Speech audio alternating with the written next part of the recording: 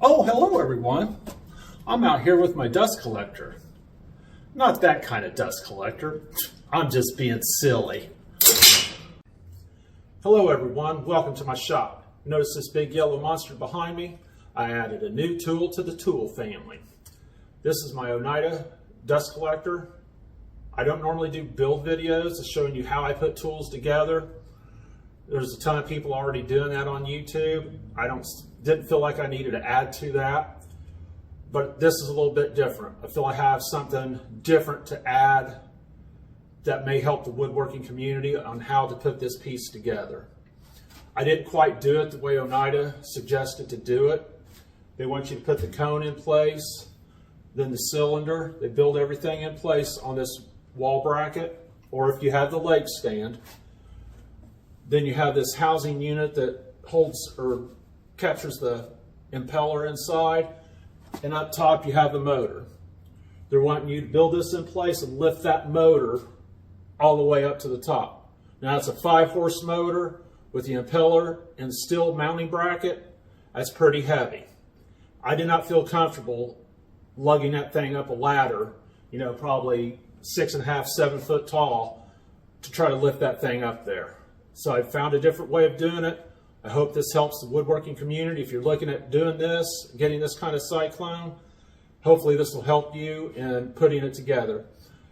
There was a few little hitches along the way, but it all worked out. It's in place, and I'll kind of explain some of that as I go along. Look at me go. I'm like a kid on Christmas morning, running around in circles, not knowing what box to open up first. All kidding aside, I do like to open up the boxes whenever I get a new tool in. Just make sure that I've got all the parts that I need that was supposed to come with the tool.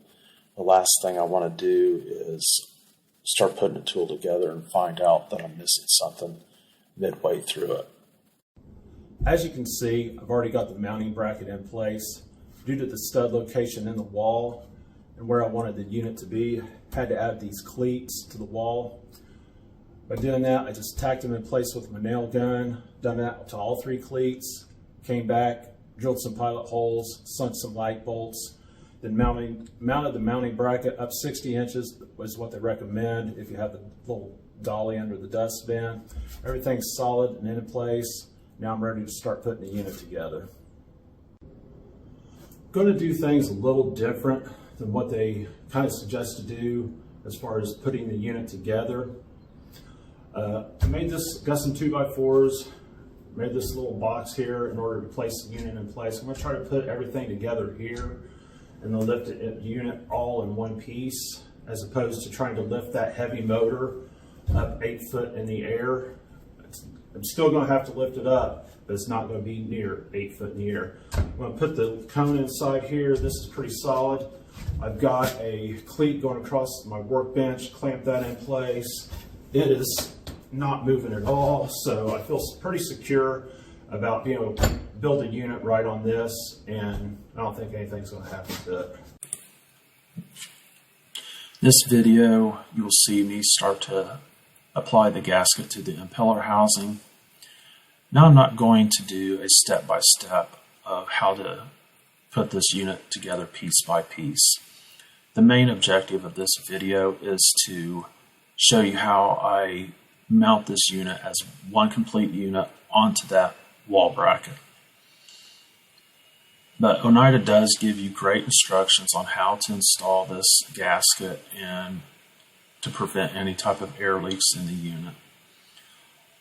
In a lot of the videos that I had seen on YouTube of people putting this unit together, their impeller housing was made out of plastic, and they had these clips that they had to kind of hammer on to mount the motor. And when I got my unit in, I was pleasantly surprised to see that that impeller housing was metal. And I think that is a huge improvement that Oneida has done to this unit. I didn't like that idea of it being plastic. I'm sure those units are great units, but I just felt the quality of this being metal. I was just very happy and very pleased with that. And I'm glad Oneida upgraded to that.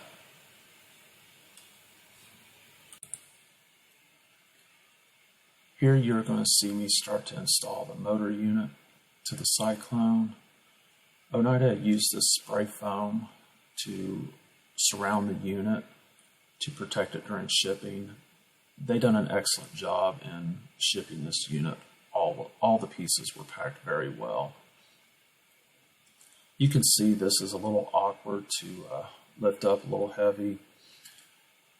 Just trying to maneuver it around to get it up to the Cyclone.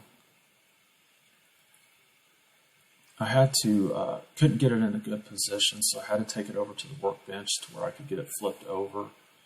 And then I was able to get it picked up and put onto the Cyclone that way. It is a very heavy unit. You can lift it by yourself at this height. I still think this is a lot better than trying to lift it all the way up to the top of the unit where it's 6-7 foot tall. But this is manageable. Then you just have to put the bolts in place and then you're pretty much good to go.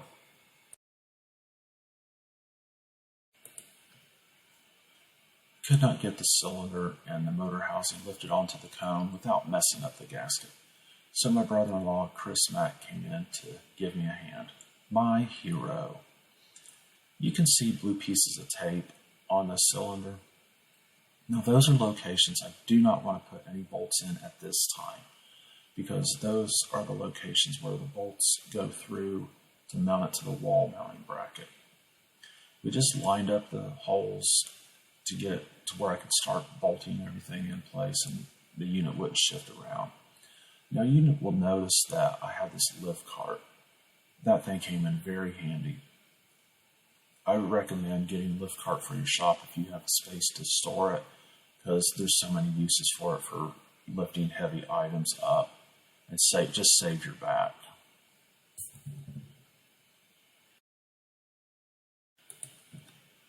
Here I'm just installing the bolts.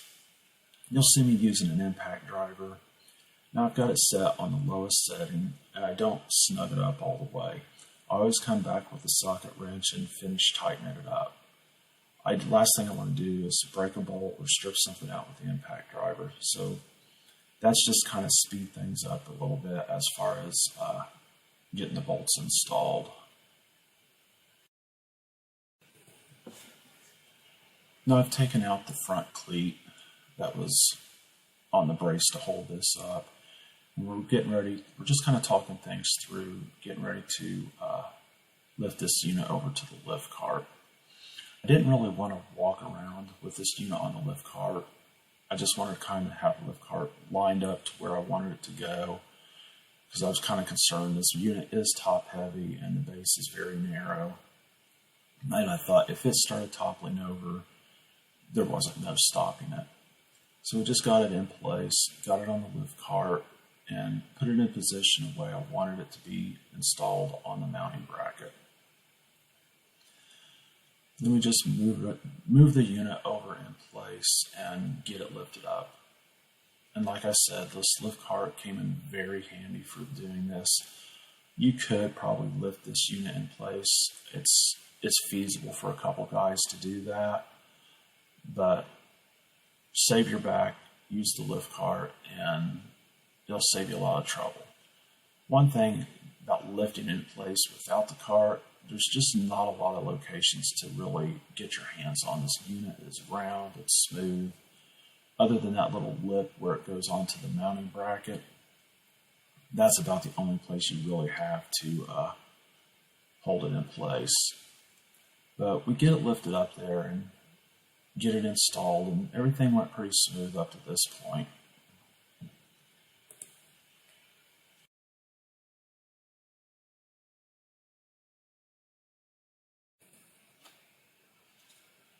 We start twisting this unit around, trying to get the holes lined up with the mounting bracket so we can get the bolts installed and finally get this unit completely mounted to the wall. Took a little bit of finessing to get everything lined up, but eventually we got there and got the unit bolted to the wall and in place.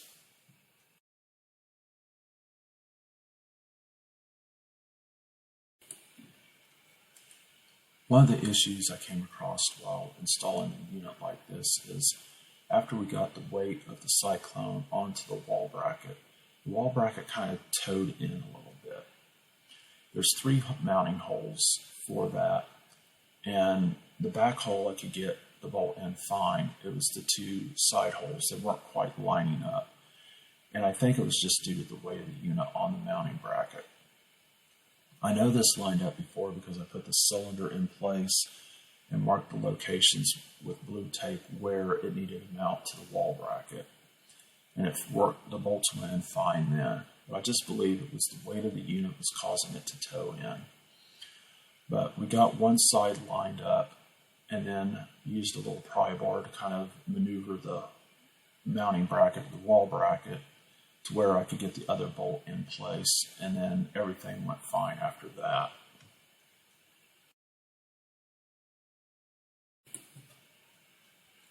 Now I'm just going through and making sure all the bolts are snugged up and tight. Don't want anything loose. And just get the blue tape peeled off, and then I'll be ready to start installing the filter unit. If I had it to do over again, I'd probably install the unit the same way. There was a little hiccup, as you've seen in the video, about getting this to line up perfectly to put the bolts in, but it wasn't that big of a deal. The only other option I could see in doing is mounting the bracket in the unit and then installing everything at once. There is slots in the mounting brackets where it goes and slides down in place, so that would be one other option of being able to do that. As you can see, those little slots that I was talking about in the mounting bracket, you could very easily put this whole piece together and just bring it up to the wall and then slide it down and then tighten those up. I think that would work just as well. I have no need for these Neanderthal style tools any longer. I've got a new dust collector.